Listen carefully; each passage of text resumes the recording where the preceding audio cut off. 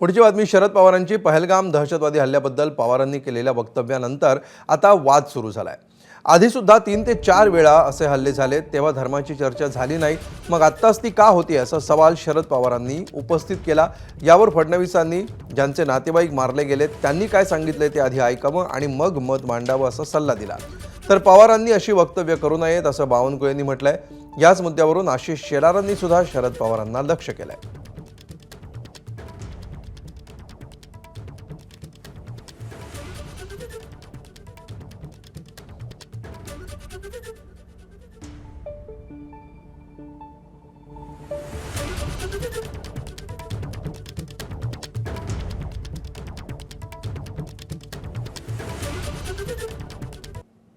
काश्मीरमध्ये जे गोळीबार झालेला आहे त्यामध्ये धर्म बघून गोळ्या मारल्याने असं ते म्हणतात। शरद पवार साहेब काय म्हणाले हे मी ऐकलं नाही, पण ज्यांचे आप्तेष्ट मारले गेले, जे स्वतः त्या ठिकाणी होते, ते काय म्हणाले हे मी ऐकलेलं आहे।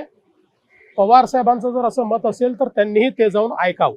शरद पवार साहेबांनी एक लक्षात घेतलं पाहिजे, किमान त्यांनी असे वक्तव्य करू नये की जरा त्या पर्यटकाला विचारा ना, ज्यांच्या घरचा जीव गेला, काय त्या आतंकवाद्यांनी बोलून त्यांच्या घरचा जीव घेतला आहे।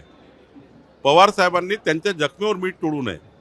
म्हणजे इतका मोठा राष्ट्रावर आघात झाला आणि जेव्हा त्या गोळ्या मारल्या तेव्हा त्या परिवाराला काय काय विचारलं गेलं, जरा एका तरी परिवाराशी शरद पवार साहेब भेटले आहेत का? एका तरी परिवाराशी शरद पवार साहेब भेटल्या का? विचारलं का त्यांना काय झालं नेमकं? या ठिकाणी असं मताच्या लागून चालण्याकरता राजकारण करतील शरद पवार साहेब असं मला वाटत नाही, करू नये। या आतंकवादी सोच रखने वाले लोग देश में कहीं उनके आका बैठे हैं। भाई एकतेची गोष्ट केली तर ज्यांना मिरची लागते, हिंदू एकता झाली का जातीवर विभागले गेले पाहिजेत। संविधानिक तरीकाने जिंकलेल्या देवेंद्र फडणवीसांना महाराष्ट्रातले हेच ज्येष्ठ नेते विचारतात, काय पेशवाई आली आहे का? म्हणजे जातीवादी प्रश्न नाही का? पण ह्या आकाच्या डोक्यात केवळ धर्म, जाती, लिंग भेद, जो आतंकवादी है उसको चुन चुन कर भी मारेंगे।